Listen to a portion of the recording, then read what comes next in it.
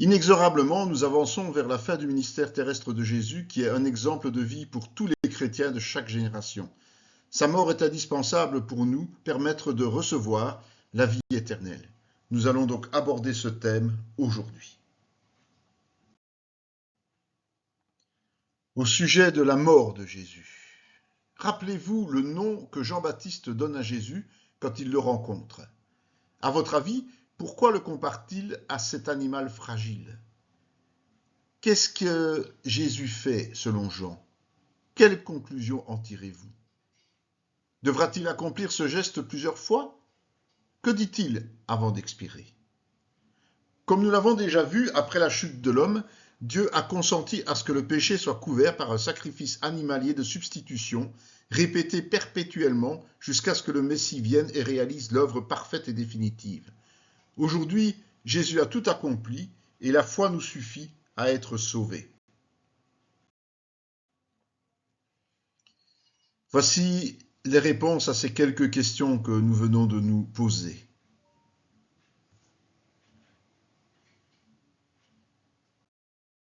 Nous avons vu que la venue de Jésus sur terre a été annoncée à de nombreuses reprises par les envoyés de Dieu, les prophètes de l'Ancien Testament. Il va de soi que l'accomplissement de son œuvre a aussi été présenté de la même manière. Nous allons voir donc les prophéties concernant sa mort. Que disent ces prophéties et quelles ont été les réalisations ? Le psaume 22, 2, Matthieu 27, 46. Le psaume 22, 17, Ésaïe 53, 5. Luc 23, 33, Jean 19, 34, Jean 20, 27. Psaume 22, 19, Jean 19, 23, 24. Psaume 34, 21, Jean 19, 33, 36. Psaume 41, 10, Jean 13, 18. Psaume 69, 22, Matthieu 27, 34. Ésaïe 56, Marc 14, 65, Jean 19, 1. Ésaïe 53, 3, Luc 23, 35, 36. Ésaïe 53, 7, Matthieu 26, 63. Ésaïe 53, 9, Matthieu 27, 27, 60. Ésaïe 53, 12, Matthieu 27, Marc 15, 28 et Luc 23, 34. Zacharie 12, 10, Jean 19, 34, 37. Zacharie 11, 12, Matthieu 26, 15. Zacharie 13, 7, Matthieu 26, 31. Se sont-elles toutes accomplies ? Pour vous aider à répondre, référez-vous au verset biblique du Nouveau Testament repris ci-dessus, entre parenthèses, à la fin de l'espace dédié à la réponse de chaque prophétie révélée. Toutes ces prophéties ne laissent planer aucun doute sur Jésus et son œuvre. Il a fortement souffert à notre place, au point de connaître la séparation d'avec le Père, avec qui il est pourtant un. Il s'est chargé de tous nos péchés. Nous devons à tout prix mesurer l'importance de son sacrifice.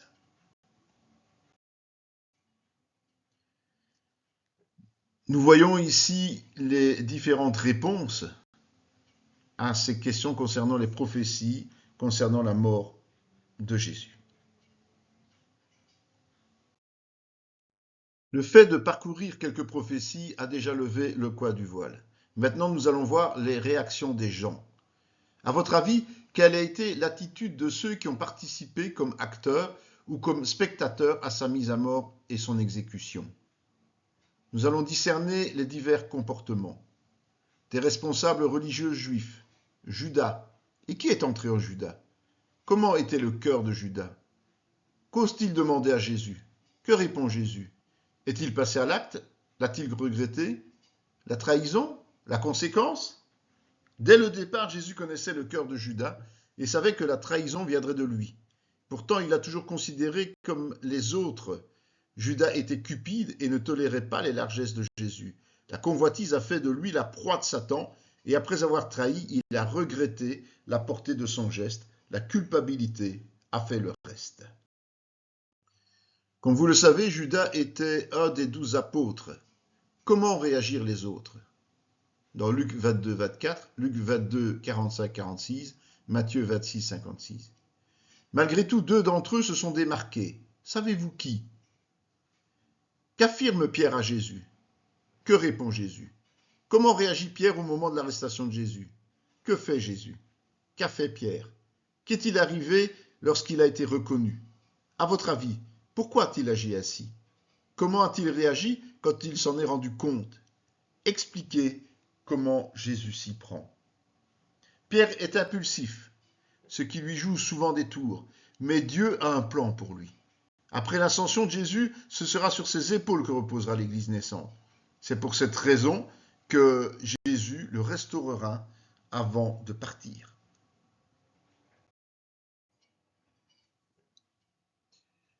Même si son nom n'est pas cité, le fait qu'il s'agisse de l'évangile de Jean nous laisse deviner de qui il parle. Que fait Jean pour Pierre? Pourquoi y est-il autorisé? Où se trouve Jean lors de la mort de Jésus? Et que fait Jésus? Jean a été le seul à accompagner Jésus jusqu'à la fin.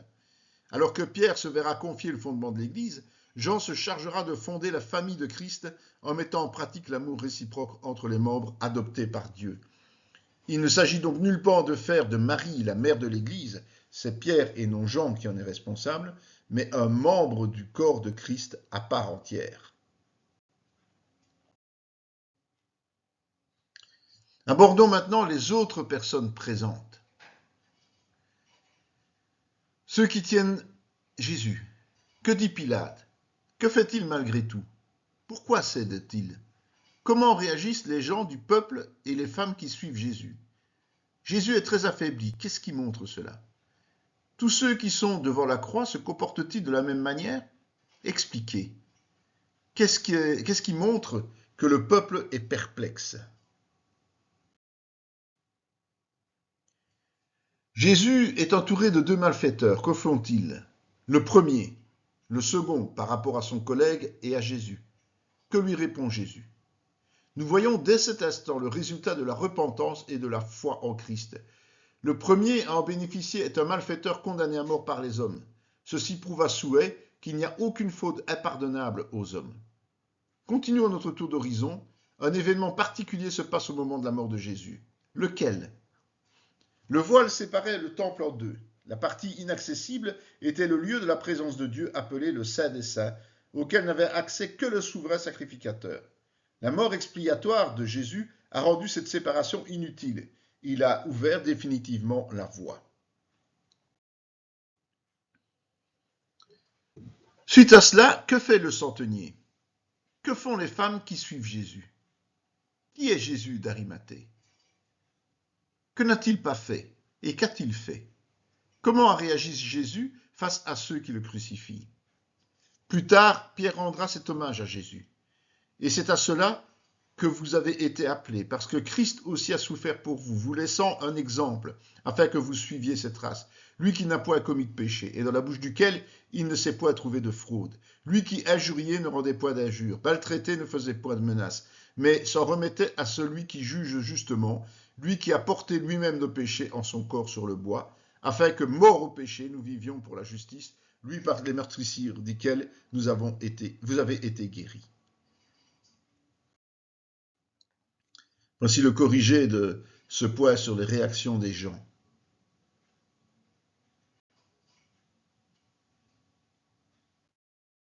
La suite, évidemment, il y a beaucoup de questions, donc beaucoup de réponses aussi. Et la partie suivante de cette correction.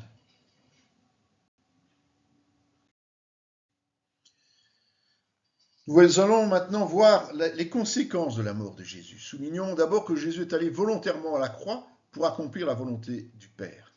Que dit-il? De quel pouvoir dispose-t-il aujourd'hui? S'il l'a fait volontairement, c'est à la demande de qui? Et pour qui? Paul résume l'œuvre de Jésus. Pour cela, il faut lire Philippiens 2, 5, 11. Pourquoi Jésus est-il mort volontairement? Alors, nous pouvons y répondre au travers d'1 Corinthiens 15, 3, Jean 11, 52, Galates 1, 4 et 2 Pierre 3, 9. Christ est mort pour tous les hommes. Le salut est offert à tous, mais son sacrifice est efficace uniquement pour celui qui se repent et qui croit en lui. Petit rappel utile, quelle démarche devons-nous obligatoirement faire afin d'être sauvés de nos péchés? Selon Actes 3, 19 et Jean 3, 36. Avec vos mots, expliquez ce qu'est la conversion. Que se passe-t-il pour celui qui ne croit pas? Qu'en est-il de celui qui pêche? Pourquoi Jésus est-il mort? Pourquoi est-il venu sur terre? Que dit Paul de lui-même? Et vous, que dites-vous de vous? Avez-vous choisi la vie? Avez-vous renoncé à vos péchés? Voici les réponses à ces quelques questions.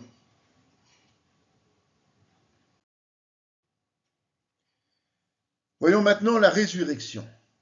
Nous avons appris dans le point précédent que Jésus est mort pour nos péchés. Évidemment, l'histoire ne s'arrête pas là. L'œuvre du salut inclut la vie éternelle et donc la résurrection de Jésus. C'est pour cette raison que nous représentons la croix sans Christ figé dessus. Le retour à la vie de Jésus après sa crucifixion était aussi annoncé de longue date. Que dit David? Qu'enseigne Pierre? Outre cela, Jésus a prophétisé sa propre résurrection. Quels détails supplémentaires donne-t-il? A-t-il été compris? Voici le corrigé de ces 5 questions.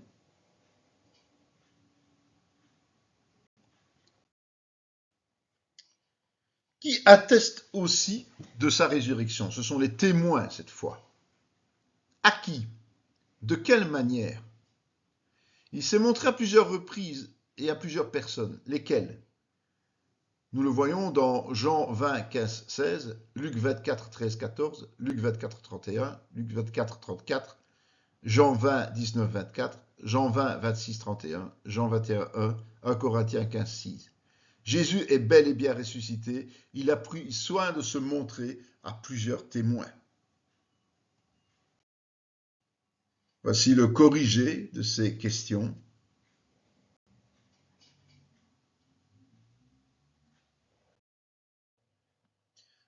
Nous allons voir qu'il s'agit d'une vraie résurrection corporelle. Plusieurs détails le prouvent. Que propose Jésus? Que précise-t-il? Qu'invite-t-il Thomas à faire? Et que fait Jésus? Notons tout de même que ce corps est quelque peu différent. Que fait Jésus malgré la porte close? Qu'est devenu ce corps? Jésus a donc revêtu un nouveau corps, mais cette fois invulnérable. Savez-vous que c'est dans un corps identique à celui de Jésus que nous passerons l'éternité? Que promet Paul aux chrétiens? Qu'est-ce que cela provoque en nous? Comment devient le corps de résurrection? En résumé, comment sera notre corps? Croyez-vous en cela? Nous allons voir comment cela est devenu possible.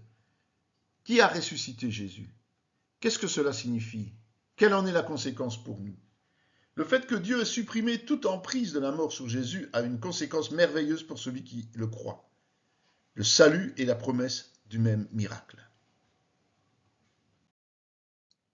Voici donc les réponses concernant la vraie résurrection corporelle.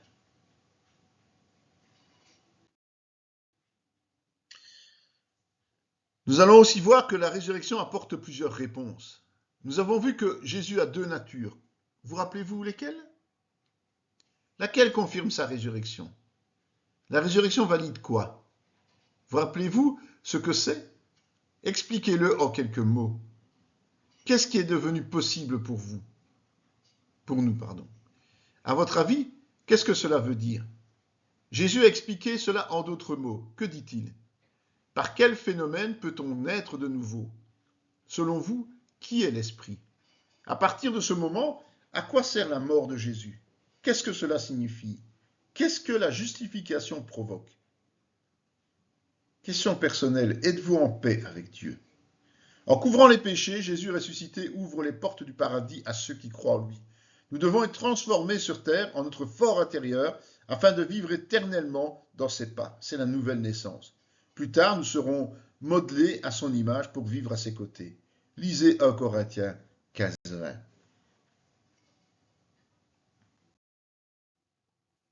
Voici les réponses à toutes ces questions concernant la résurrection.